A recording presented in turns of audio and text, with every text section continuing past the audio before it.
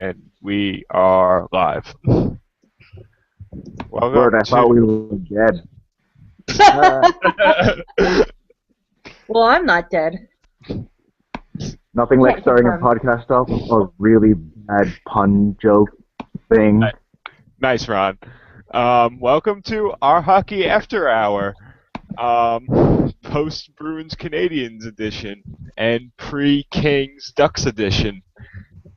Anyway, I'm Andrew on the Reddits. I am user apad, and on Twitter I am at Andrew Paddock. That's for Ron's sake, Padyk.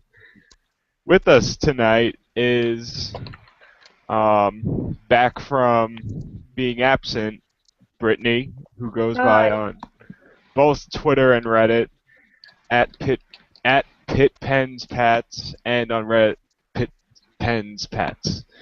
Yes. And also with us is Ron, who both on Twitter and Reddit is Ron in a Box. And special guest tonight is Ari, who goes by on both Reddit and Twitter at Ari_raid. Yeah, thanks for having me, guys. Very excited to be here. No problem. This wasn't the Anytime. initial plan, but we were intending to have her butt heads with Ben over God knows what, advanced stats and whatever. But Ben is mysteriously absent, so I'm going to assume he's been mugged I'm gonna and assume that kidnapped. he was. So I'm gonna if assume you're he out was there, too afraid Ben, to confront I'm me. thinking of.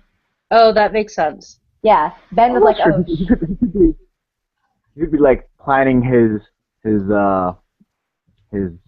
strategies and whatnot.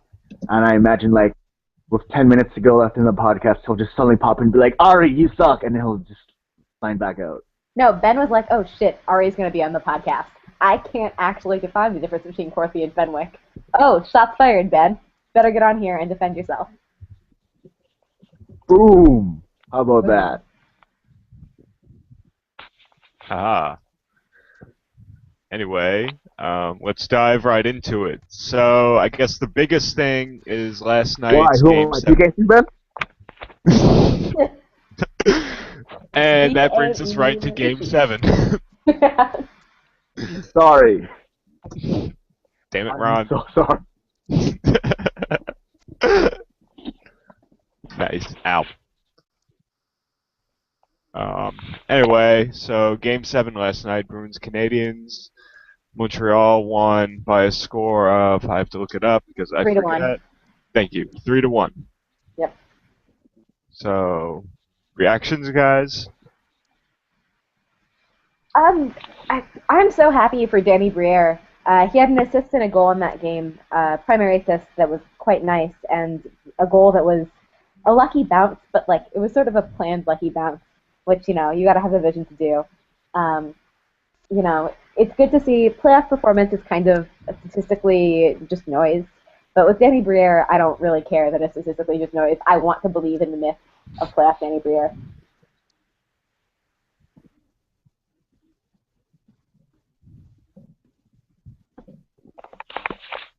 Yeah, wish I got to watch more of that series because I've been so busy. But I watched like a few, like part of it, and that game just looked exciting. It Like was fun. yeah, it looked like a fun series. But I don't know. I don't think Boston could keep up with Montreal's speed, especially Yeah. Chara. Like he is so slow. Like he needs to do something and get better at skating if he wants to like compete with the like fast forwards in the NHL. Like I don't know if he can. And like apparently he was playing with like a complex fracture or a compound fracture, which that's like where your bone is sticking through your skin on his finger. And I'm just like, oh my god, why would you do that? You could lose your finger. You need that to hold the stick. Yeah, he's getting up there in terms of age, so I don't think he's going to get much faster. Yeah, he's 37. Yeah. This could probably be, at this point, the fastest we see Zdeno Chara before the ultimate decline in performance and speed as he reaches his 40s. I If always he forget Year. that he's that old. Yeah. It was something that people were talking about last year in the Stanley Cup final, was that he just wasn't as fast as he used to be. That's a problem for Boston because they've got some good young defensemen, but you lose a huge piece of your team when you lose Zdeno Chara. But he's got a couple years left. Yeah. Yeah. One thing I noticed though last night in the Game 7 was just, like body language of the Boston players as the game went on. That's one of the few things I noticed. Like they flatlined at by a certain point going into the third period. Yeah, you could tell like they were just frustrated and pissed, and they kind of gave up. Yeah, I mean, if you looked at the end of Game 7, just all the frustrations that they had, especially Ginla, that was really the first time I've ever seen Jerome Ginla that frustrated in a game before. Was Game 6 of the Yeah. series. Boston. Well, he did also take that pretty big hit at the end of the game too, right? Yeah, yeah. So I mean, I don't think anyone would be happy after that kind of a hit. no one would be. The story of the series on the ice, obviously off the ice, there are lots of stories in the series. But I think one of the big stories was Carey Price, and he deserves just a tremendous amount of credit. The Bruins fired a ton of shots. They were out-possessing by every metric Montreal, and Carey Price was just incredible. He's what now, 5-0 in elimination games? Like, Yes. Not gonna This lie, year. as much of a case as you can make for the PK Subban for the Conn Smythe, if the Habs win the cup, by the way, they won't because they suck and they should never win the cup ever again. But basically, if the Habs do win the cup, without question, it's going to Carey Price because that guy has been an absolute. He's been an absolute beast this postseason because he's been stealing games left and right. Yeah. He's just been incredible. Mm-hmm. Tuukka Rask is the presumptive Vezina winner, and he was, I mean, not bad, but definitely not himself in the Bruins series. Any thought, or the Montreal series? Thoughts as to why? I guess maybe he choked. I didn't want to say that, but I guess since I did kind of say it, maybe he just choked under the pressure or something. But basically, I don't think he looked like 100% Tuukka Rask. He still was pretty good, and there's more to the Bruins' loss than just Tuukka Rask. But I do feel like there were times when he could have stolen a game the way Carey Price did, and it wasn't there. And not to pin all the blame on him, but it didn't help either. I'm sure someone else more versed in Boston and with the Boston Bruins could probably chew me out for saying that, but I do feel like Tuukka Rask could have been at least a little bit better that series. Yeah, no, I mean, Game 6 and Game 7, he was downright mediocre at best.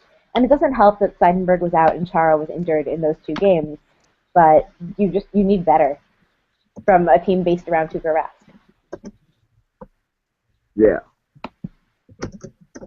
So I think that Tuukka's performance is correlates heavily with Boston's confidence.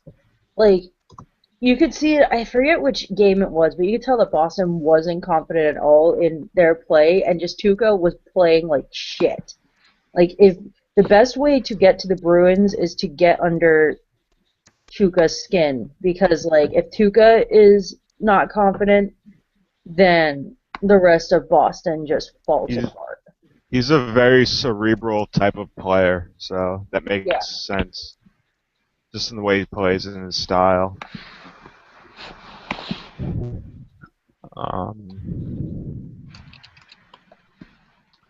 So I guess we should answer.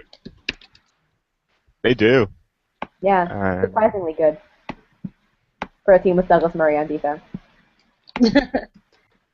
Oh, come on. Crankshaft is fun, at least. Yeah.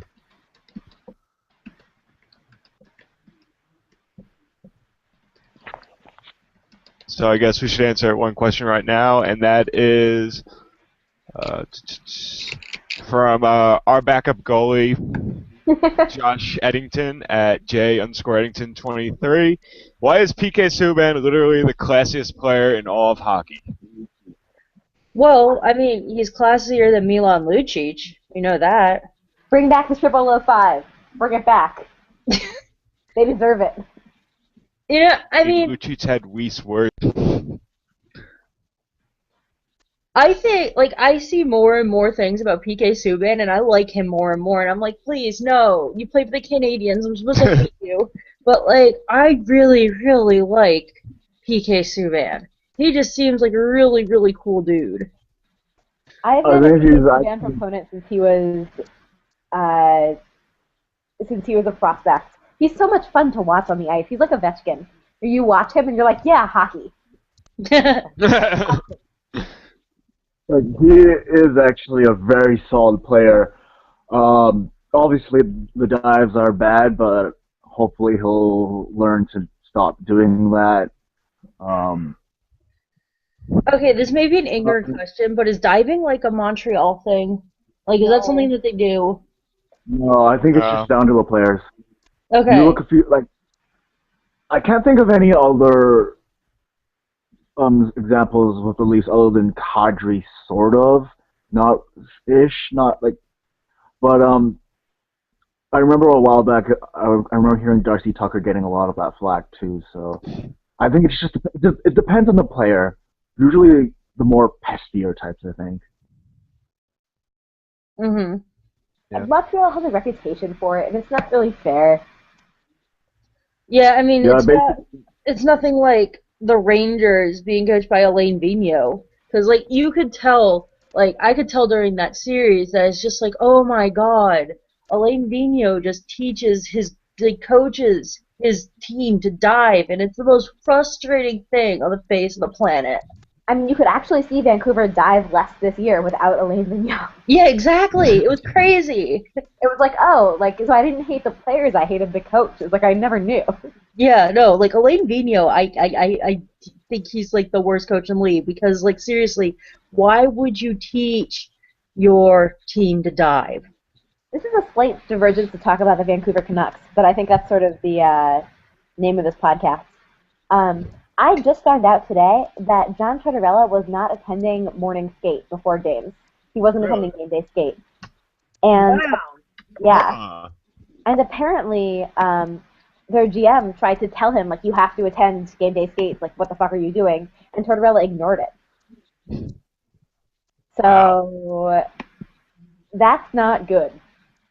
Wow, I he feel like obviously did he's not give a become a shit. lot attractive to a lot of potential head coach openings. He also did Like, not talk to the farm team coach for Vancouver. I don't know what their farm team is. But this is Oh, all, Utica Comets. yeah, this information is all, by the way, courtesy of Curtis Andrews and Jason Botchford, who are two names I trust pretty highly. So that's some interesting stuff. That's pretty crazy. Yeah, it's not Wow. good. That's some Mark Jackson Golden State stuff because he did the same thing with the Warriors, led to his firing. So yeah, like I was sort of like, oh gosh, I'm gonna sneeze. No, Bless not you. fuck. I was like scratching my head at the Tortorella firing because like usually it takes like more than 1 year to get a system in place, but after hearing all that, that makes a lot of sense because like if he was just butting heads with management and with the players, then just like yeah, you don't want that kind of atmosphere in your locker room. And like people keep on saying like, oh, the Penguins should hire John Tortorella. I'm like, are you freaking insane? Gonna try and make him Getty Vulcan block shots. Yeah. And like it's like straight it up, has to be this is uh, arguably. I I don't think this is going to know. be the one time I'd ever say this. I'd rather have Randy Carlyle than John Tortorella. The only time I'll say it. I mean, you also, like, knowing the Appolini family, who's the ownership group over the Vancouver Canucks, they don't have any patience for that kind of shit. So it's not a surprise finding out. This shit comes out when people alienate people in an organization, and so this shit coming out was really bad for Tortorella. But that's my hockey insider take on the Vancouver Canucks. Ari is literally at Hockey Insider. I'm literally Brian Burke, and none of you knew. Surprise. Wow, please break the next big trade, bro, dog. Hashtag vigilance. Hashtag secrets. Hashtag you can play. That's Brian Burke's Hashtag line. Ari, Ari, Ari, Ari, Ari, Ari, Oh my Ari, god, go Ari, fuck Ari. yourself. Okay, I don't understand how that started, but I like it. I don't really know either. I honestly have no idea either. It's it's just there. It's just a thing now. It's like, damn it, Blake. Yeah. Anyway, should we talk Yeah. about do we want to talk about Pittsburgh Rangers or Chicago, Minnesota, or do we just want to talk about LA? Hmm. Let's be a Let's little talk about forward-looking, LA I guess. first because no one seems to be talking about it because all of the headlines on the hockey subreddit are all about like the Bruins and the Montreal Canadiens and that circle jerk. It seems like no one East even Coast knew that there bias. was a game six. Whoa. What? I mean, honestly, I know the Kings and the Ducks don't have that big of a rivalry compared to the Habs and the Bruins, but you'd think a SoCal rivalry would still be reasonably attention grabbing, but I guess Yeah, not when it comes Yeah. to both the Bruins and the Habs. So do you think like the attention that Bruins Habs has gotten over like, a really exciting series over in LA and Anaheim, do you think that like confirms like the East Coast bias that like hockey tends to have? yeah, I think it does actually. Yeah. Because this Yeah, Kings Duck series has been really good, actually. Yeah, like I've tried to watch a bunch of it, but it's just like it's so late and I end up like going to bed halfway through the game, so I miss half of it, but like it's it's so good and like the Kings are great and the Ducks are great and it's just like this game 7 is going to be insane. I can't wait to watch it. Yeah. like I think the one thing that I could think is that you look at the East Coast of the original six, five of the teams are there. The West Coast, they only have the Chicago Blackhawks. And while the Blackhawks Represent. are good, and many of the West Coast teams are good, I don't think you have nearly as many strong long-term fan bases as the East Coast does. So naturally, I think Excuse the you. East Coast still have. Huh? That is offensive. That kind of is offensive, Ron. Are you Yeah. calling are What? you calling the West Coast Fairweather fans and bandwagoners? No, Yeah. I'm saying they don't have. They're not franchises that have existed for 50 plus years, basically. Okay, A well, lot of them 1967 was have pretty though. long ago. Like a lot of West Coast, like a lot of like Western teams are from like the additional six and like the 1970 expansion, and those are 50 years. Unless I I'm don't know. I'm just And then unless I'm there's bad theorizing at right math. Anaheim now and San because Jose. What? Anaheim and I San don't Jose have from the 90s. So did I don't have too much of a solid idea. I'm just theorizing. I'm sure a hockey wizard out there could probably look over and be like, Ronald, you're an idiot. What are you talking about? I mean, But that's you basically know, what I just did. Yeah, we're both saying you're an idiot. No offense, Ron. Um, It, if we want to talk about the next, hockey a little yes. bit, no problem. I don't know. I don't really have any other explanation. I guess there really just is a bias for the East Coast just because the media assumes there's a bigger fan base and therefore more viewers. I don't know. That's my Also, best guess. a lot of the maybe media just is located in the East Coast Yeah. too, so like that hurts as well. So I don't know, but like also like a lot of the population of the United States is on the East Coast, and like Western games are late. They yeah. run really late. They run past midnight, and a lot of people like either have like school or jobs and stuff, and they can't stay up that late. So it's just like, I'm just gonna watch the Eastern Conference games. So people like unless you're like really really into hockey and you can stand not sleeping much, then that's those are the people who can watch it that I are think on the East Coast. Yeah. timing is Yeah. an issue. I mean, also functionally, the center of the hockey universe are Toronto and Montreal, so naturally, the things on that time zone are going to get the most attention. Additionally, there's something to be said about the matchup itself. That these aren't like necessarily the most thrilling teams. Like, you know, St. Louis, Chicago got a lot of attention.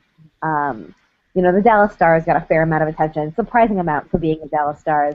But the Anaheim LA matchup is not necessarily a matchup where you're like, oh yes, I have to see this, despite the fact that they're really good teams. Yeah, because like LA style of game is like defensive, and a lot of people can't, like, it takes a lot of people a long time to get into defensive games because, people like goals. Goals are exciting. And, you know, I don't know, sometimes, like, I think people get frustrated by the lack of goals in games like that, so they're just like, oh, why can't we just see more goals? So they, like, root for teams like Chicago who score a lot. T-Rex 20 confirms that she fell asleep to the LA Anaheim game last night. The games are just so late on Twitter. So Yeah. Yeah. But if we Oh want to get my. into the actual hockey, the story for the Kings, and I think the key to Game 7 is Jonathan Quick's performance. Oh, Um, definitely. yeah, Yeah. he's been really, really up and down. He was fantastic on Wednesday, but he was absolutely abysmal the 2 games before it. And at the beginning of that San Jose series, my God, he was terrible. Yeah, like unbelievable, like historically bad for Jonathan Quick. Because basically, I feel like I know that game where he let in 7 goals, a lot of the goals weren't like Jonathan Quick's fault. It was a defensive meltdown. So I think it's part Jonathan Quick and part their defense. Like their defense needs to like make a stand and do really well if they want to win. I don't know. yeah, I feel like with Anaheim, I do feel like they are a very talented team, but I feel like LA Kings with the Kings, they have the potential to be a lot. They also have the potential to be better, but then the spectrum for them is so varied that they also have the potential to be worse, namely in the goaltending. Because I feel like Gibson is good, he's solid, not fantastic or anything, which Quick can be. But then Quick has also shown that he's he's messed up a couple of times, and that might happen again. And so, really, I think it boils down to basically, can Quick shut the door? The thing is, Gibson is an unknown commodity. He's a really young kid. It's He's very from raw. Pittsburgh. Yeah. One thing that we can't forget about Gibson is that one of the reasons why he's good is because nobody actually knows anything about him. There's very little video on him, and um, teams usually spend a significant amount of time poring over video footage of the goalies to let them know what to look for, and that's why younger goalies tend to do pretty well. That's one of the reasons why younger goalies usually have a pretty solid start when they get start in the NHL. Um, so naturally, Gibson has that slight advantage, um, but that only gets you so far, right? You still have to have the talent. I mean, the more games they play against Gibson, also the better shooters like Carter get to know, where are his weak spots. To pull a Ben, since I'm replacing Ben today, it's the same thing in baseball. The pitcher's first tour around the league tends to be really good, and then the second tour around the league is batters have figured out where to hit on them. It also bears And, saying that the Kings have had some. Go ahead. It's like tonight in the Mets Yeah. Yankees game. The Mets called up. The Yankees never faced, but I'm sure next time around, if he stays, they're gonna know where his weak spots are. Especially the fact that he was throwing changeups slightly near or down the plate, and the Yankees did not really go after them because they didn't expect it. Exactly. What does bear saying is that LA has had some pretty terrible luck also. In the game on the 12th, that the Ducks won 4-3, the Kings actually, like, as far as I could tell by the eye test, just dominated the game. But a combination of quick and defensive breakdowns and just some good bounces for Anaheim put them really far behind. So What's their PDO? the PDO for that game, let me see. I should be able to pull it up here in a second. You guys keep talking, I will find it. What do you guys do? Like, if their Yes. PDO is low, then they're due for an upswing at least. So that could explain a lot. You know. Well, their PDO for the playoffs is actually slightly above average. It's 101, but they got some good PDO at the end of that Sharks series. So I'm gonna see if I can't break it down a little bit closer. Their PDO was terrible on the 10th. It was hitting about average on the 12th, and it was above average on the 14th. So Okay. they're hovering around 100, but they were at about 98 on the 10th, which is not good. Oh, that's not good at all. No. For those of you who don't know, PDO is averaging the average shooting percentage and the save percentage for a game for a team and adding them up. Because when you add up those two numbers, in general, they will average out to about 100. So slight variance is expected over the course of a season, obviously. But if a team's got a PDO of like 112, obviously that's not going to be sustainable. It's going to come back down to 100. Mm-hmm. So saying that the Kings had a PDO of 101 means that they were probably getting... Actually, the Kings can probably sustain a PDO of 101 because Jonathan Quick can be really good. But Yeah. that means that they were getting decent bounces. But yeah, what are your guys' predictions for the series? Okay, for tomorrow. I predict that it's going to overtime, Oh no. and that Okay. it's going to be a lucky bounce by the Ducks. I could see that. Yeah, I could see that too. I think the Kings are going to win tomorrow. Quick shows up, and the Hawks Kings in the next round. I've got the Kings as well. I think that the longer the series goes on, the more of an advantage they have. Anaheim's going to probably take some injuries, especially to the older guys. Quick is a good elimination game goaltender, although he obviously wasn't against Finland. God damn it. But yeah, I got the Kings. Yeah. Obviously, I'm they gonna can win make it. I'm gonna make another outlandish prediction. The game goes to triple overtime, and in the last second of triple overtime, Teemu Selanne scores the winning goal. Off shin pads. It's always You shin know, pads. just for the sake, just for the sake of Teemu Selanne. Can he do the skeet shooting probably not- celebration after he does that too? Like for No, old wait, times? guys. It's going to go to triple overtime, and then Paul Kariya is going to come out in triple overtime, get knocked out with a concussion, come back, and then score the game-winning goal. Uh, Off the floor, on the boards, Paul Kariya, bucket. nice. Yeah, you heard it here first.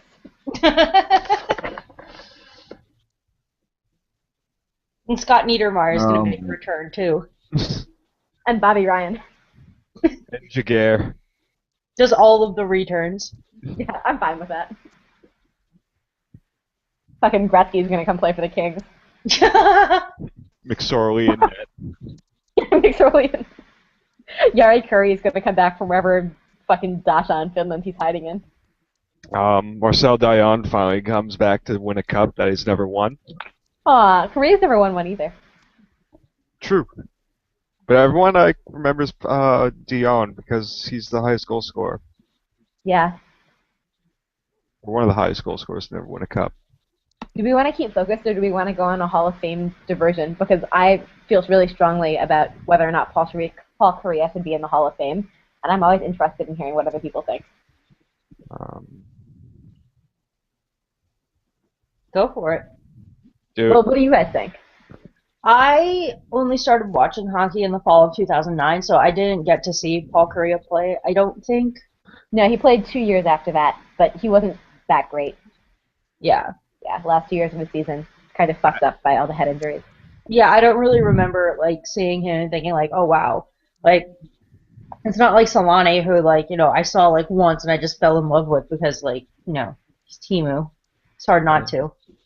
I don't remember career in his prime. I remember more when he was on the Avalanche and Predators and even in the Blues at the end of his career. So I can't really speak for this either. But looking at his stats, even though stats aren't the all-being, end-all determinant for Hall of Fame credentials, looking at you, Baseball Hall of Fame, He's a point-per-game player, almost 1,000 games played.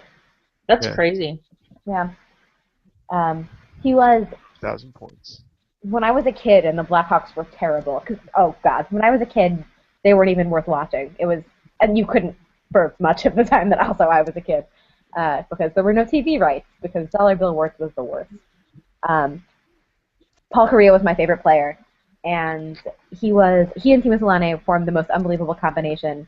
They would just the number of odd man rushes they could create, and their vision. Kariya was so fast. I really, really loved Paul Kariya, so I think he should be in the Hall of Fame, just also for the impact he had on California hockey. Because back then, Anaheim was like kind of a joke, and Paul Kariya made Anaheim like the real deal. everything like that's Anaheim's identity today. You know, the 2002 or 2003 Cup run, Babcock as a coach, Timo Solane being in Anaheim at all. That was all Paul Kariya. So I love him. Man, just thinking about the Canada Olympic gold team in 2002 with Korea Yeah. and everyone else. My God, that was a time to be alive and watching hockey. Yeah. And you saw also because Now I know what it feels like to be one of those old dudes that talk about like the good old days in like the 80s and the 90s about hockey. um, that also, watching that 2002 team with Korea shows you what Korea could have maybe done on a team that had some actual fucking forward depth. Because the Ducks just never did. Part of the reason for that, admittedly, was because Paul Korea's salary was a fourth of the salary of the entire goddamn team. And that is Paul Korea's fault. But another part of that is that they just never succeeded in creating that while he was there. It's too bad. So there's my Paul Korea diversion. Tell us on Twitter whether you think Paul Korea should be in the Hall of Fame or not. I'm gonna tweet a reminder for all y'all in case y'all didn't catch that. Ari Raid would like to know: do you think Paul Korea deserves to be in the Hall of Fame? I don't know why I read that out for you guys, but Someone should argue with me on Twitter because I deserve it. This would be I don't so know. much better if Other Ben that was many here. other half Japanese players too. I mean, like I think he made some pretty good strides there. So Yeah, I mean that's really important. I mean, based off the argument that he's a pioneer for California hockey, that alone could probably get him into the Hall of Fame, Fingers crossed. using the pioneer argument, yeah, probably. because that's worked in other sports too. Although if there's that, I think if there's someone that could have outdone him there, it probably would have been Gretzky. But it's Yeah, true. I mean, Gretzky was the first wave, but it's usually the second wave for everything to take hold. Yeah, and recovering after the lockout too was a big part of that. Not to mention that at the time Gretzky moved to Los Angeles, there was only one California-based team. When Korea was playing for the Ducks, there was San Jose as well. There were three teams. Yeah. And the Ducks have done so much more than the Kings in terms of creating California hockey. You know, getting kids involved, that kind of thing. The Ducks are really good at that, and the Kings are not. So, you know, I think, although a lot of California hockey players now will say the Kings are their favorite team, I bet the next wave of hockey players from California, a lot of them will be Ducks fans. Especially with the 2007 Cup win.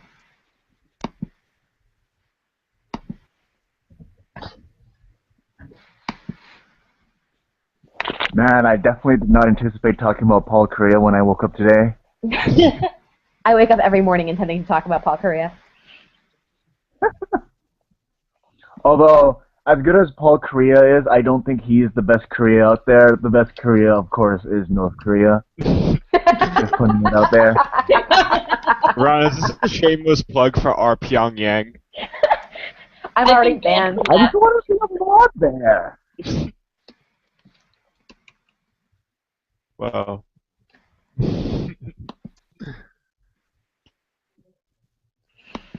But South Korea has soul.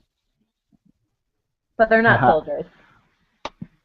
South Korea is hosting the Winter Olympics and the next Winter Olympics, correct? Yeah, it's Pyeongchang.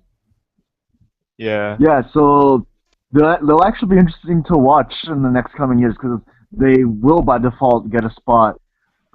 They will by default qualify for the ice hockey competition there. So we'll actually get to see another team there. Yeah. And it'll be fun because the Japanese women's team that played in the Winter Olympics this year, they're actually pretty good. I loved them. They were also adorable. Like they Smile bowed Japan. after every goal. They were so Yeah. cute.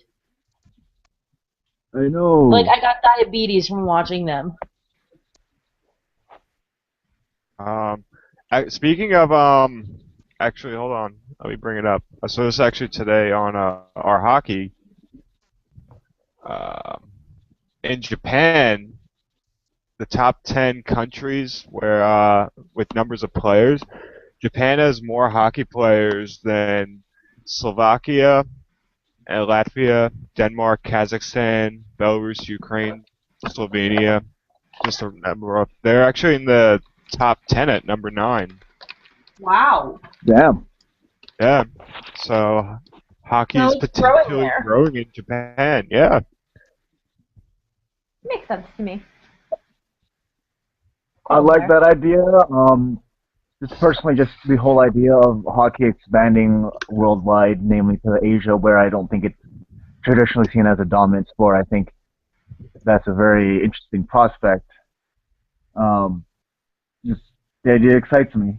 And you get like little things like I forget which channel it was, but apparently this past season they apparently started airing a few of Leafs games in China. I just thought that was actually really, really cool. They did. They were dubbing them in Mandarin.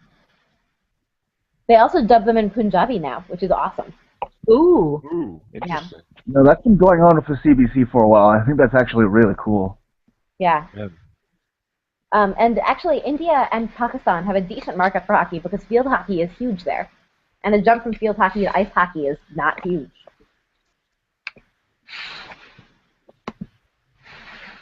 Also, anything is better than watching Indian Premier League cricket because I've never seen something so corrupt in my entire goddamn life. I tried to watch cricket once, and I'm just like, what the fuck is going on? You want to see corruption? Watch Indian soccer. It's the most corrupt thing ever. No, dude, IPL, it's so bad. Yeah. So bad. Oh, welcome to our Indian cricket podcast. Everyone hail Sachin Tendulkar. Everyone hail. He was the Sachin, best. man, Sachin's my boy. He was, for the record, the Wayne Gretzky of Indian cricket. And he's a national Oh wow, fucking hero. Ben just tweeted, and he said that he will always be broken in reference to himself. Oh, If you're no. listening, Ben, feel free to join us at any point.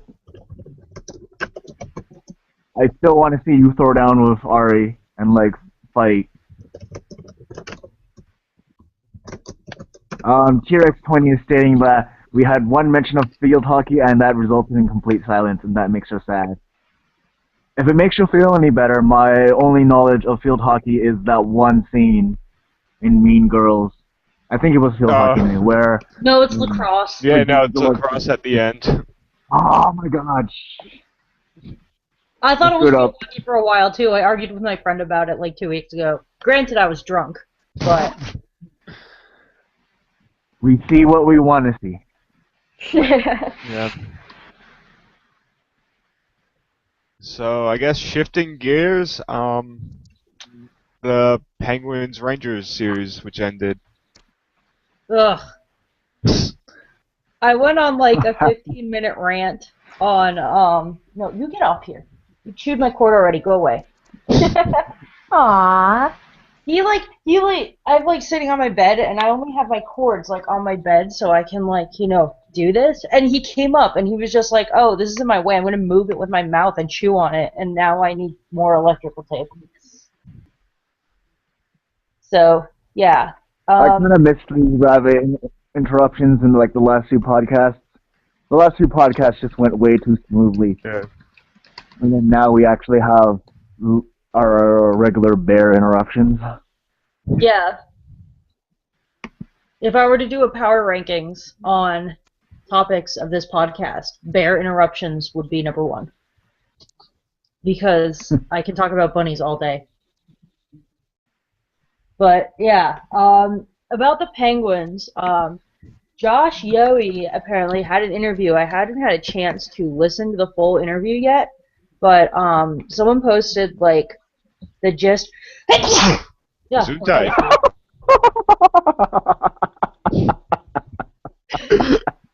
What just happened? Why are you laughing?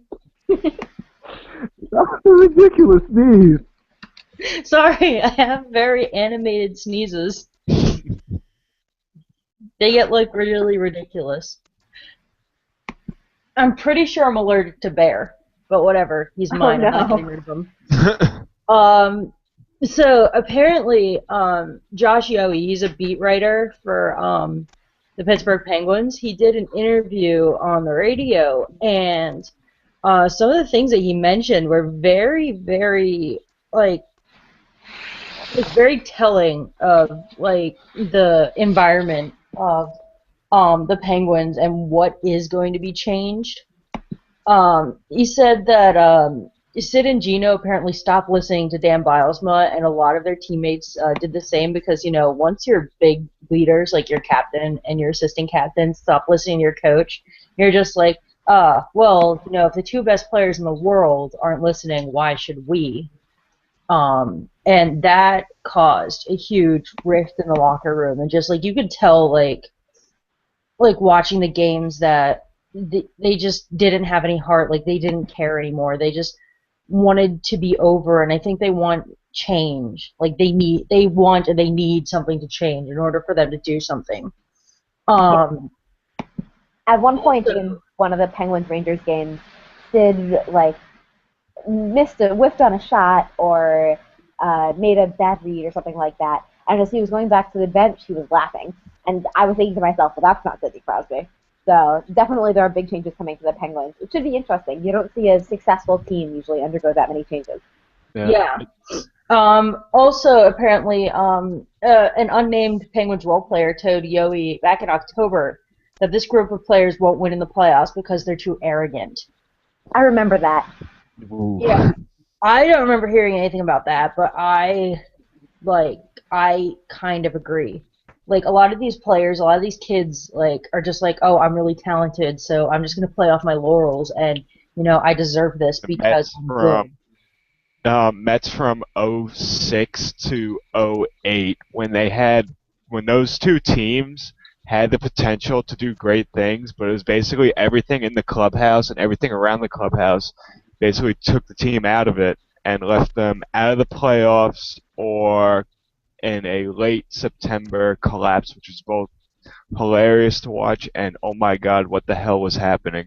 Never forget the 2006 Mets collapse. You only needed to win 2 games. Yeah, my dad was cursing at the radio, and then when we got home to watch the game, he was cursing at the TV. And the next day, like we were listening to it outside in the backyard, and he did not want any part of it. Oh yeah. Yeah. Yeah. I've only been watching baseball for a few years because I really didn't care in high school, and then Pittsburgh just, it's Only got good now.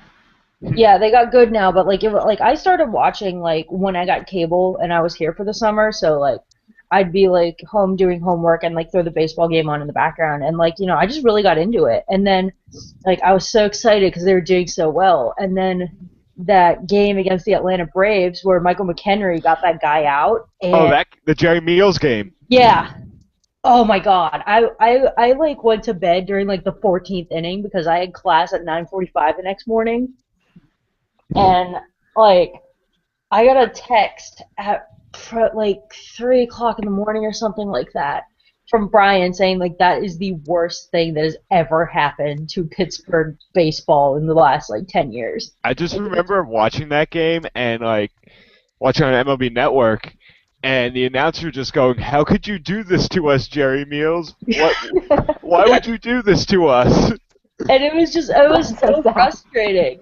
And then after that they weren't the same. They just lost, and then they finished the season below 500. The next year after the All-Star break, I don't know, they had a collapse in August and they finished 2 games below 500. I'm just like, "No, why are you doing this to me, Pittsburgh?" And I was just like, "Ah." Yeah, it's usually the extra innings games that you lose that will take your team out of it. Like in '07, the Mets had this Odyssey game against the Phillies, which resulted in Billy Wagner basically having 2 innings of walking the bases loaded but getting guys out. And then I think it was the 14th inning, he did the exact same thing, and finally the Mets could not get anyone out, and all hell broke loose. And then after that, it was just a constant stream of losses that led to you had to win 2 games against the Marlins, but it didn't happen. Yeah. So brutal. Yeah, but we finally did it last year. That was so exciting. Like, I was rooting for you guys because I love Justin Morneau, but now he's not with you anymore. No, he was fun. I like liked him. McCutcheon. Oh God, how can you not like McCutcheon? Yeah. He's like the coolest dude ever. He's awesome. He just like seems like the most awesome dude to hang out with. I just want to go and get a beer with him. I like him, and I like Garrett Cole. Garrett Cole's Cole potential is off the 45. charts. Yeah, cool. Yeah, I really like Starling Marte too. Oh yeah, I had Marte on my fantasy team last year. That was probably one of the best pickups. He's a fantastic left fielder. Oh yeah, he's great. And Pedro Alvarez is also really good, but he's really streaky too. Interesting fun fact: Pedro Alvarez went to the high school right by where I go to college. Oh really? Yeah, he's from the Bronx. Ah. Do we want to go back to the Rangers 10 series? Yes. Yes, we should. Some of you guys might have seen the GIF from Game 7, or the Vine from Game 7, of Mario Lemieux staring at the ice with his like hands steepled, and the guy next to him chugging his beer. That's Ron Burkle. Yeah, Ron. Yeah. So I actually know Ron Burkle. You do? Yeah, and that guy's an asshole. Oh yeah, he's the majority owner of the Penguins. Yeah, that guy sucks. So I was watching that, and with no offense to you, Britt, going, yeah, Ron Burkle, drink your fucking beer. Yeah, I was so mad at that game because, like, you could tell they just didn't give. Well, no, actually, they did give a shit. They played really well. It's just Lundqvist shut the door. Like, I was just sitting there, just going, "Oh my god!" I seriously almost cried at the end of the game. You look at the power for a team that has probably the best power play on paper in the fucking NHL. How could they? What was their power play, like 0 for 7 in the last 2 games? Yeah, it was pretty bad. Yeah, how does that happen against the Rangers? I don't know. Well, Lundqvist decided to be the best goaltender in the world. When he does that, he is. So, like, I don't know. It was just frustrating to watch, and I know that it needs to happen, but there's going to be a lot of changes in the Penguins organization. I don't know. I know Dan Bylsma is definitely gone. I think Shero is going to stay, but I think they need to give Shero the power that he deserves, because another thing that Yoey mentioned is that Shero had a deal in place to trade Letang, but upper management vetoed it and forced him to offer Letang an extension, which he didn't want to do, which that is infuriating if true. I wanted them to trade Letang last summer because we could get so much for him. Like, so much, because he's a great defenseman, but I don't know if he's what Pittsburgh needs. We have a lot of really good puck-moving defensemen, and we could get, like, a king's ransom for him from, like, teams like Edmonton that need defensemen. Well, not anymore. After the stroke, No, give him to us. No, we're not trading within our conference, let alone like, our. Yeah. Yeah, you guys wouldn't trade with the Islanders. The one thing about Shero is that he can't draft a forward for fuck. No, he can't. Oh my god, he can't draft a forward to save his life. You guys have great defensive prospects, but it's your forward depth, I think, that's really lacking. Yeah, I mean, I went to the draft that was in Pittsburgh. I was there, like, That's when cool. it was fun. It was the most fun, like, I had ever had. Like, I was there when they announced the Stahl trade, and then I was, like, really excited because, like, so many good forwards were still on the board. Like, who did Buffalo pick? They got not Grigorenko, or did they get Grigorenko? Or they got somebody. They got, like, a really good Russian kid. And it was just like, dude, you should draft the Russian kid. We have a Russian already to be his mentor. Like, that would be amazing. And then he didn't. And I was just like, you picked fucking Derek Pouliot at 8 overall. Like, I don't know. Like, I think that was a reach. You could have, like you should have drafted Ole Mata at 8 and then Derek Pouliot at 22 if you were going to do it that way. Like, I don't know what they were thinking when they did that, because it was just like, what? But then when they drafted Olimata, we were just ecstatic because like that was one of the players that we really wanted, and then we got him, and now he's just amazing. Like I love that kid. I can't wait for him to like grow into a bona fide NHL defenseman. Josh would like Tampa to get Pittsburgh's defense, but I think that actually Crystal King really is not what Tampa needs. No. No. Hey, we can give you like Brooks Orpik. We're not going to re-sign him. Oh my God, Brooks Orpik though. Yeah, Brooks Orpik. He Islanders need was defense too, so The Islanders he was need everything. not good this year. I think he is one of those players that could benefit from a change of scenery. And to be frank, I think he was probably the Penguins player that told Yohi back in October that we wouldn't win because we're too arrogant, because he spent most of this season like calling out Sidney Crosby and Evgeny Malkin for playing like shit and being shitheads at points. Like he did that a lot, and like a lot of the media or like just fans were just like, "Oh, look at the leadership from Brooks Orpik." And I'm like, "No, he's just bitching and moaning." But I'm going to say something horrible, but I'm going to say it anything. Brooks Orpik doesn't need a change. I'm going to say something horrible, but I'm going to say it anyways. Brooks Orpik doesn't need a change of scenery. Brooks Orpik needs a change of talent. Well, yeah. He's just not very good.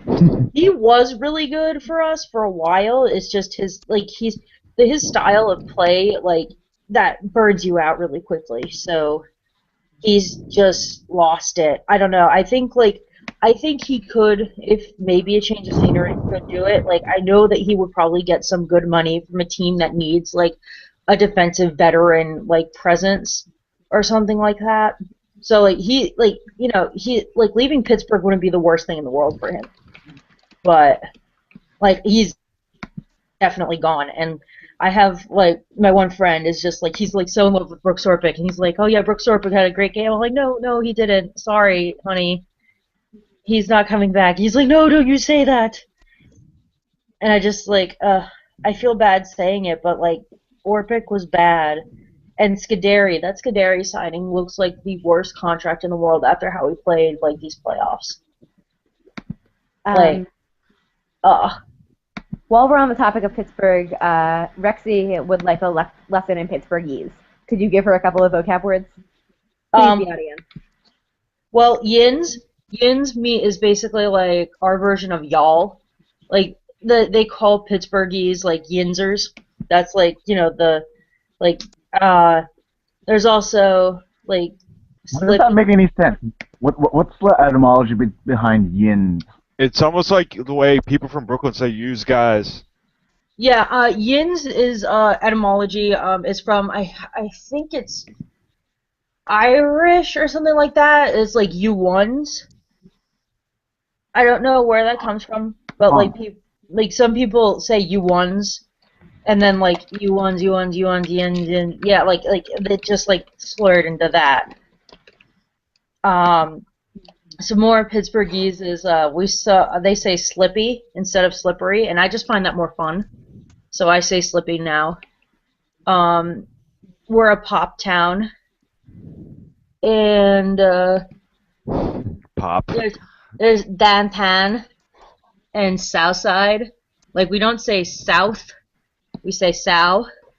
So it's fun. I've had a lot of fun, like learning to understand Yinzer, and like there have been times where I slip into some Yinzer because like I've been surrounded by people who've lived in Pittsburgh their whole lives a lot, so it's just like when I'm home I've said like slippy and like stuff like that, and people are like, what the hell are you talking about?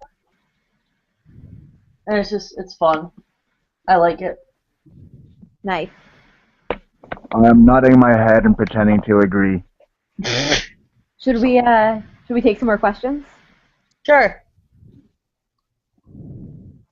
Do we have questions? Yo, so hypothetically, Pittsburgh hires Tortorella. Who quits first?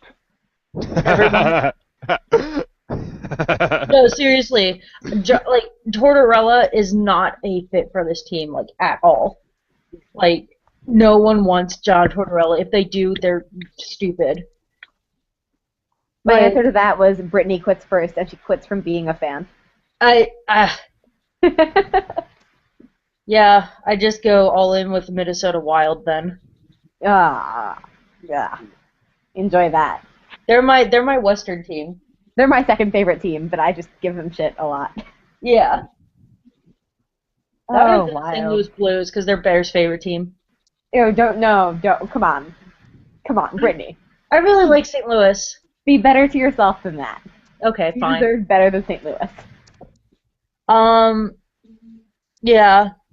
Um, Josh asked earlier, what is our favorite Mexican food? Burritos. I like enchiladas suizas. Mm, I do I'm love not it. sure I'm actually that picky about it because a lot of Mexican food that I've had, I've enjoyed it all because I like burritos. I also like tacos and I also like quesadillas. And Yeah. why would I ever want to just choose one? Yeah, So like true. Mexican Like food is great. it depends on the situation. Like if I'm dead starving, then a burrito is gonna fill me up the most. If I'm hungry and I want like some cheese, then I mean a quesadilla works. But if I'm hungry and I want multiples of things, then I'm gonna get tacos. I'd have to say that my favorite usually depends, but I am really in love with a taco stand.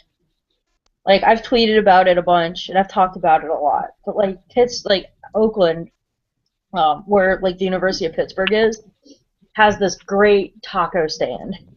It's like authentic as fuck. Like the guy like barely speaks English and like puts a shit ton of meat on there. And like the salsas are made fresh every day and there's like fresh guac. That's like more like a liquid than like a solid slop. Oh my god, it's so good. Like those are the best tacos I've ever had in my life. Our next question is Carey Price and Henrik Lundqvist get in a fight. Who wins? And that's courtesy of Josh as well. I'm gonna go with Carey Price. He fucking ropes cattle in the off season. He's one badass motherfucker. Yeah, yeah, I actually think Carey Price would definitely win in a fight as well. Um, I I don't see know, it. man. I think Lundqvist is way more rugged looking, and therefore ruggedness equals truculence. So No, but I'm he's gonna too go with pretty. Lundqvist He's there. too pretty. Truculence. I think Carey Carey Price Price looks has more like a, scrappy to me. I thought Carey Price had more of a baby face, if anything. Yeah, it's a very baby face. Like when I see Lundqvist, I see more of a handsome thing. Like he looks like he could be like a fucking king in Game of Thrones. Hmm. Like I feel like maybe she's just older, but I just see more fucking ruggedness or something. I don't know what it is. Truculence.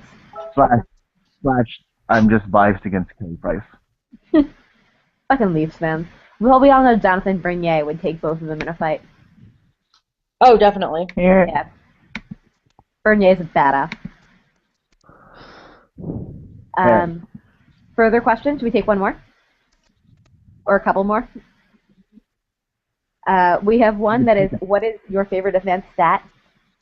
Josh adds, why is it Corsi? But Corsi is not the best advanced stat. My personal favorite is PDO. Oh, I really like PDO as well. PDO is Um, pretty great. this is a bad time to admit this, but I'm still learning advanced stats. I mean, it's a long learning process. I don't know everything, for sure. Yeah. It doesn't help too that I'm very math illiterate, but I'm trying. Do you have a favorite so far? So far I still have to learn the hockey ones, but my favorite advanced stat is in baseball. It's BABIP. It's batting. It's a pitching stat that deals with batting average and hits in the innings pitched. It's the best way I could describe it without actually.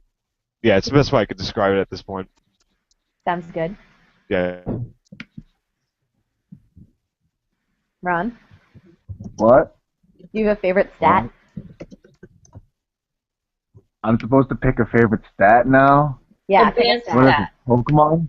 Yes, this is Pokemon.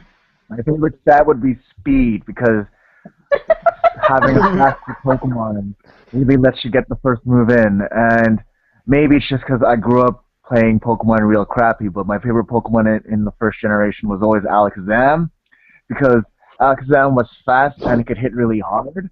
And most of the time when I play through the game, and when you play through the game and you don't play competitively or anything, you can literally just like dick around and train your Pokemon extremely poorly, and you still beat the game. And when you have an Alakazam, which is inherently so fast and so strong, it'll just wipe the floor with anything. They won't get a hit in.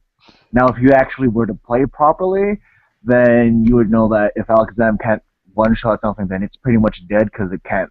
It has very little defense. But it's just I just have a bit of a nostalgia thing for Alakazam, and therefore I'm a big fan of Speed. Well, while we're on Oh, Ron it's a talking, pretty entertaining movie. Entertaining movie. Keanu Reeves, Sandra Bullock, Speed? and a bus. Did you guys ever watch that movie? I love that movie. That movie, great. I've never even heard of it. What? What? No. What are you talking about? Never heard of Speed? No. It's basically defining- like Sandra Bullock is on a bus, and if they slow down, if they go below like 45 miles an hour, the bus blows up. It's Keanu Reeves' opus. El Rizzi wants you to know that Alakazam sucks. I already tweeted back, fight me. Okay. And Ron, while we're on the subject of asking you questions, please explain in your own words what it means to go out for a rip. This is something I've literally never used in my vocabulary. Like, literally never. I don't believe you. I'm Googling it right now, but the closest thing I can think of is letting one rip in terms of farting, but I don't think that's what it means. No, it's like to go out for a rip. It's a Canadian saying. To like go like drive around. So like cruise night in Winnipeg. Do I look like I'm from Winnipeg? Everyone we asked today on Twitter about it had heard of going out for a rip. I can't believe you've never heard of it. I have never heard of this either. Well, I can't believe Ron's you've never apparently heard a of terrible Speed. Canadian. Well, there's I a can't song. believe Ari's never heard of Speed. There's a song called "Out for a Rip," and TSN made a parody. Oh my gosh, you're terrible, Ron. You're the worst Canadian ever. I'm taking your citizenship away. Shut up, you're the worst Chinese person ever. You'll never be a Chinese person. I'm not Chinese. You know what, Ron? 你要做什么? 要不要? I can't hear you in your crappy Mandarin, Cantonese master language.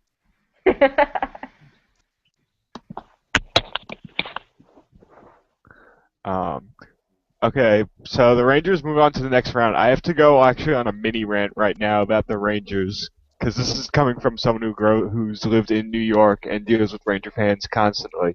Do it. Okay, so there are two New York hockey teams everyone knows. One is good and the other one is crap. The Islanders and the Rangers, of course. Of course, the Islanders made the playoffs last year, but of course didn't make it this year. Anyway, one thing that annoys me so much about New York sports is the idea it's a New York team, let's root for it regardless. I'm not that a big proponent of this, given the fact how much shit Ranger fans often give Islander fans for how bad the team is, and so forth. If the Rangers do make the Stanley Cup, I would be happy for them, but I do want the Canadians to win. This is also a very illogical argument, and yeah, that's my rant in a nutshell. Hello? That seems fair. So, what do you guys think about Habs versus Rangers? Well, it's red, white, and blue versus red, white, and blue. That's true. Oh, hello?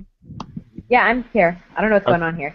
The audio knocked out for some reason. Hello? Hello. Hi. Hey. What? All right. Well, now that we're all back, I I don't really know, actually. Normally, I usually have pretty strong predictions about who's going to take a series ahead of time, but I don't really, I don't know what I think about Rangers versus Montreal yet. I think they match up very well. Yeah. Yeah, I think it'll be a fun one to watch. Probably won't be as entertaining off the ice as Boston and Montreal, but I think it should be a good one. It feels Um, anticlimactic because of the fact that the previous 2 rounds were rivalry matches. Hmm. Yeah. yeah. I think that whatever's in Well, the you West know, is going to be better. Well, yeah, the West is winning the cup this year. probably. Yeah. Like, I'm pretty sure whoever comes out from the West, they're probably gonna win the cup. Fingers crossed. Chicago. We're all rooting for Chicago, right?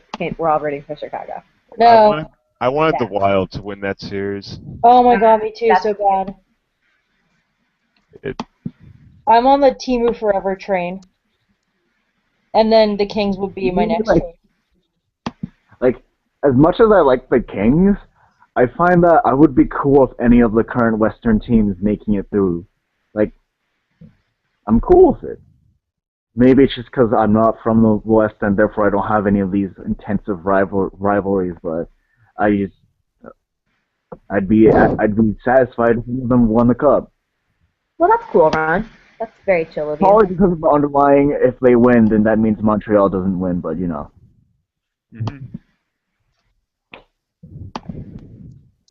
The one good thing if Montreal wins the cup is Danny Briere will get his. Yeah, I would but then agree all with the it. Montreal fans won't be able to shut up. Yeah, they'll be like, oh, we have 25 Stanley Cups. And we're like, shut the fuck up. Let's I them mean- have before the original 6, like, before the, modern era. With no offense to Toronto, I don't want any Canadian team to win the cup because I want you all to suffer. Never I want ever. Toronto to win the Never cup. ever. No Canadian teams ever again in the history of the Stanley Cup. But it's gonna I just feel happen. bad for Toronto fans. I want them to have success. It's pretty funny, admittedly. Yeah. Fuck you, Ari. Every Dude, league it's needs their one team that's inept in winning a championship and has that long drought. Hockey has Toronto. Baseball has the Cubs. Oh my god, shut up. Hey. St. Louis also has never won a cup, so, and they've been around just as long, so. They True. haven't been as long around. Wait, St. Louis has not been around as long as Toronto. Yeah, Toronto's St. Louis original came in 16. '67. Oh, yeah. And it was. When did the Leafs last win the cup? 67? 61? No, The last time the Leafs won the cup was '67. okay, so exact same length. Yeah. Because St. Louis played their first season in '68. Aha.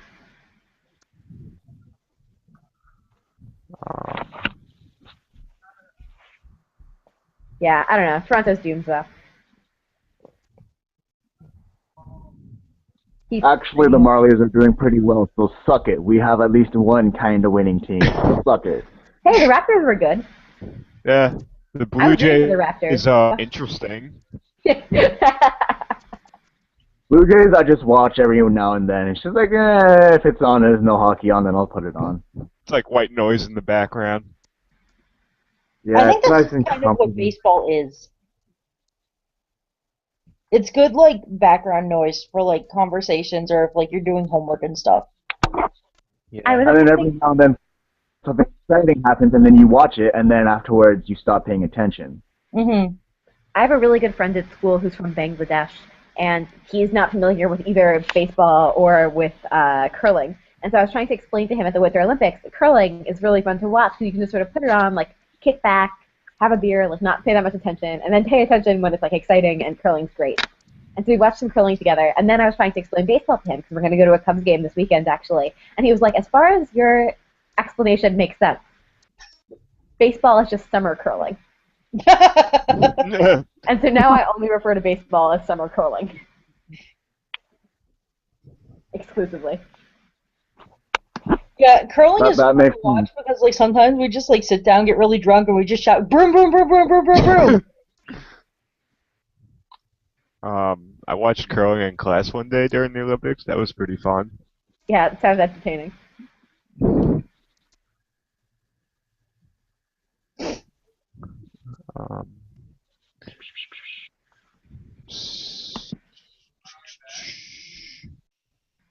But yeah,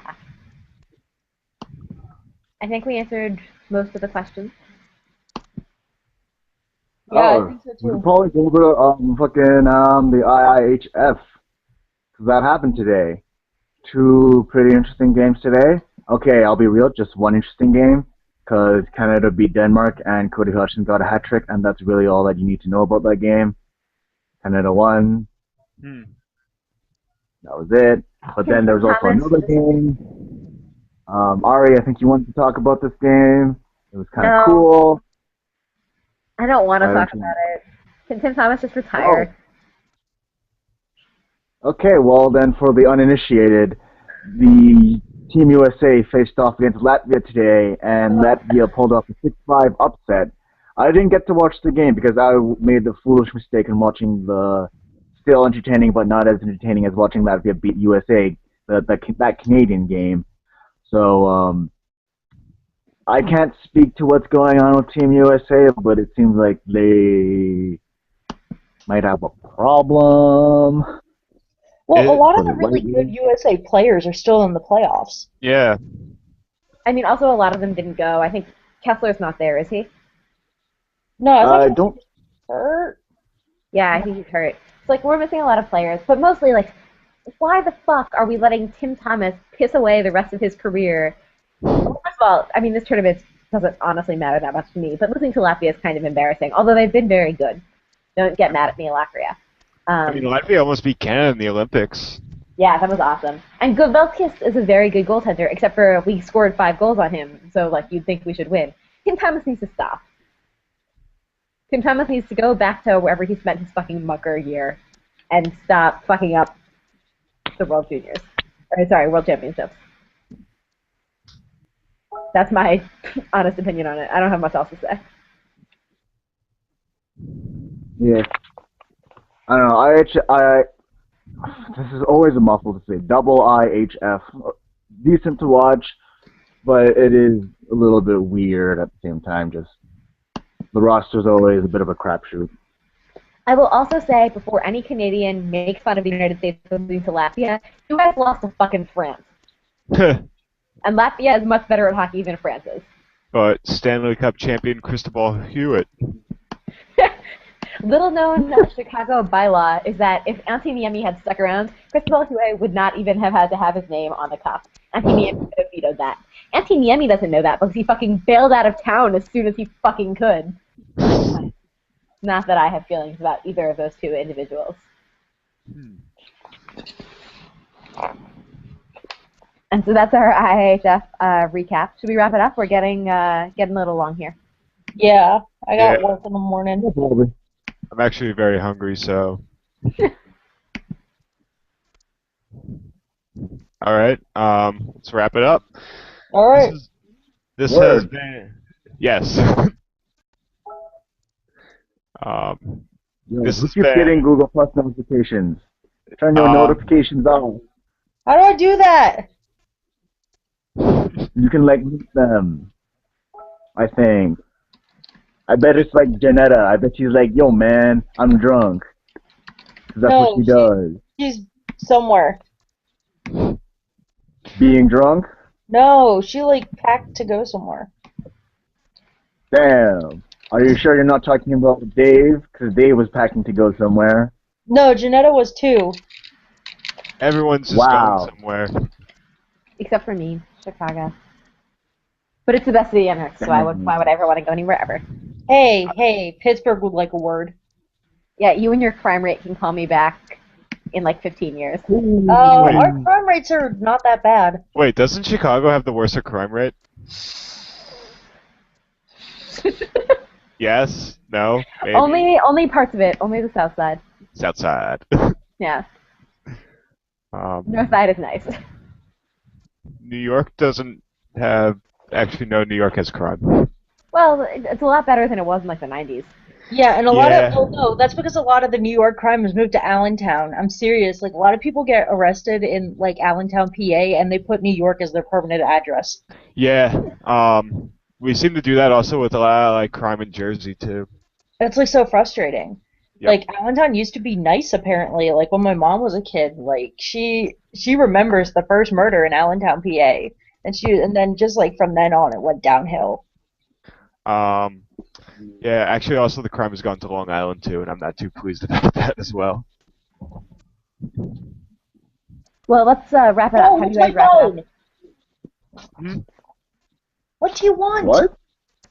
What you really want? Ah. He was like biting my phone, trying to eat it. I'm like, no, that's a phone. That's not for your mouth. Maybe Bear was trying to send a sext. No, he has a Motorola Razor to do that. Jesus Christ. It's a Motorola Razor? Yeah, Brian and I have this joke. Like Bear texted me, so we have. I don't know how it was decided that he has like the Razor flip phone, but yeah, that's his phone. Bear and Sidney Crosby are the last two Motorola Razor users. Oh my god. All right, I let's had wrap it one up, of guys. those before they were cool. In what, 1997? No, I got one in early 2005. And everyone was like, "Oh my god, that's like the coolest phone ever." And then like 3 months later, everyone had one. Guys, 2005 was 9 years ago. Holy shit. Holy I know, don't Oh remind my me. God. Oh I god, was we're in all old. I was in seventh grade. No, eighth grade. 2005. Yeah, I was starting high school. No, wait. Yeah, seventh grade. Yeah, I think me too.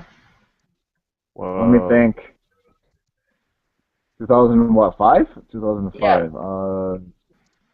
I mean, it's only 2004 right now, but still. 2014, I mean. Oh I think I was yeah, starting grade 2005 was 9. like 9 years ago. It's only 2004 now. Really, Hashtag time traveling.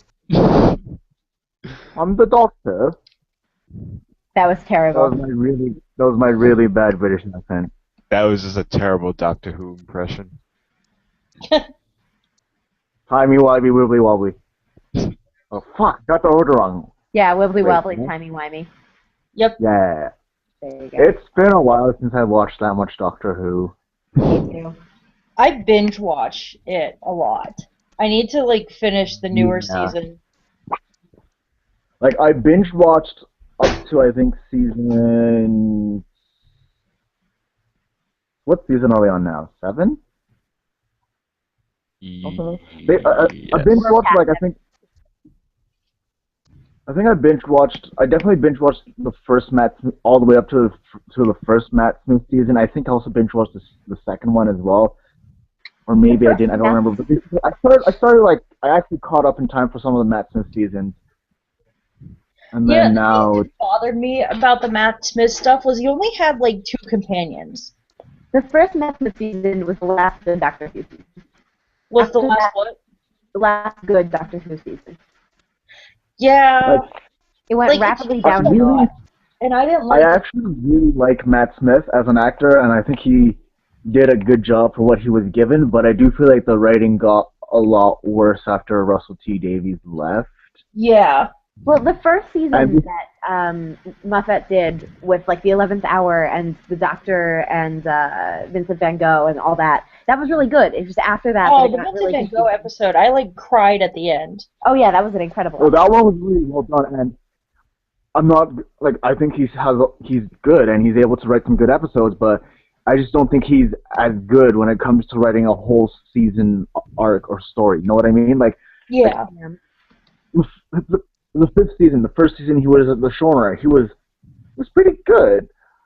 Not as good. I don't think he was as good as some of Russell T Davies stuff, but he was pretty good. But then I feel like the rest of the seasons lacked as much. Like they didn't have as much of a purpose, and they were all very. Here's this unsurmountable thing, but now it's totally surmountable. Never mind, guys. yeah, The it doctor's seems a got bunch of it. one-offs as like rather than like an all-encompassing story arc. Also, he treats women like accessories. Yeah, I feel like that applies to all the doctors, though. No, Russell T Davies was actually pretty good about like women having agency and like their own conversations and like not needing to always be romantically involved. Like although Russell T Davies got really Jesus-y, and like especially in the Martha season, the Doctor was like suddenly the next Jesus Christ. At least like there were women who weren't just there to be love interests. Donna being the best Yo, one. Donna Noble. Donna Noble is the best character ever. I'm Like, partial I'm to not gonna Martha. lie. I love Martha. Yo, can I talk spoilers about Donna Noble for a sec? Yeah. Are we cool with that? Go ahead.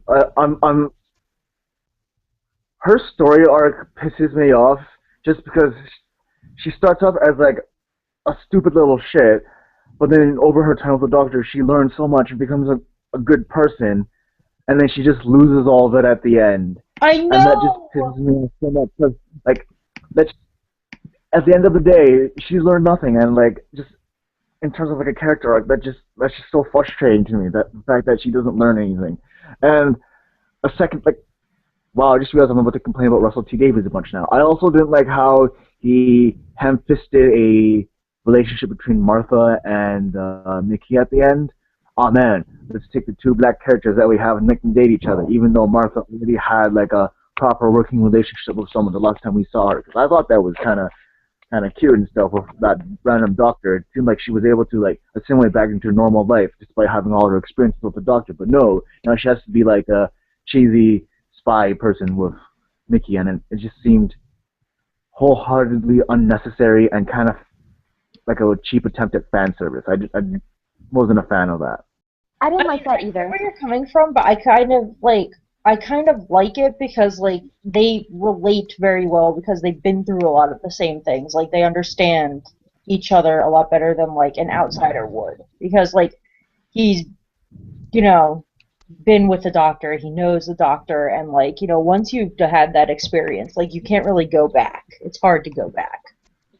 That's true, and it would make sense that they would keep doing the spy doctory things, but at the same time, up to that moment where you see them being well, husband and wife, blah blah blah. Up to that point, you don't actually see them having any interaction with each other. As far as I remember, there was zero interaction between them, and that's what frustrated me so much because they just suddenly took it out of nothing and they burnt some bridges because of it. I will Like, say the one thing about the Donna arc that I like made me feel a little bit better about her at the end is sure we see her right after she like has lost all of that memory and she seems like she's the exact same person, but there's no way that like it doesn't change her somehow. Like even if she can't remember. So I have this mental internal headcanon where Donna like eventually she doesn't get any of that memory back obviously because it would burn up her head, but like becomes a more like adventurous and successful and achieving person just because that confidence is there. Mm-hmm. I resolved it in my head. I'm okay with Donna's story arc. I thought it was I really also have a head cannon, and my head cannon fires cannonballs. It's not very convenient sometimes, but if I ever need to like storm a castle, it's a very good attachment to my head. or celebrate a Columbus Blue Jackets goal. Yes, Yeah. we should have a party in Columbus. I'll bring the firepower. That one's for you, Josh. Fire the cannon. All right, let's really wrap it up now because we're like way over an hour. Yeah, we spent Yeah. like 10 minutes talking about Doctor Who, which I'm not mad about. I mean, guys, it's only 2004. I mean, there's plenty of time. I mean, we've got like 10 years to catch up. Yeah, we're literally like 10 years behind schedule. We got time to talk. I mean, Bush is president. Oh. So many things are open. Yeah, the Tampa Doctor Bay Who. Lightning are about to We win the have a cup, and few then starts like in it's so ridiculous. 2005. The whole NHL takes off for a season. I think this is the year the Yankees are able to win a World Series. Man, I hope Matt Sundin comes back to the Leafs. Oh no, guys! I can't wait Fuck, I until just made myself sad again. Bill Wirtz dies. It It's was I so mean- exciting. It was so exciting when the Blackhawks made the playoffs in 2002. Oh my god, I'm crying. Oh yeah, the Blackhawks used to be terrible. I just remember that. Yeah. Oh my Dollar God. bill words, y'all. From the time I started watching hockey until 2009, the Blackhawks made the playoffs once. It's okay. The Islanders have made the playoffs 6 times or 5 times since I've been alive. Would probably be much better if it wasn't for Mike Milbury, but it's The unfortunate. Pittsburgh Pirates have had 2 winning seasons since I was alive. Same here, yeah. The Giants won 2 Super Bowls, Against the Patriots. which were fantastic. I was mad because I was still a Patriots fan at that point, but now it's just like, fuck them. They got rid of Wes Welker. They alienated me. Wes Welker, I'm guessing Wes Welker's your favorite player. Like, in the entire world. Okay, mean, no, we're not doing this. We're not talking about football. We've already talked about Indian Premier League cricket. We're not. We're just going down multiple rabbit holes. Yeah, pun intended. Welcome Hashtag bunny. to our rabbit hole podcast. I guess I'm with your Alice. host, Bear the Bunny.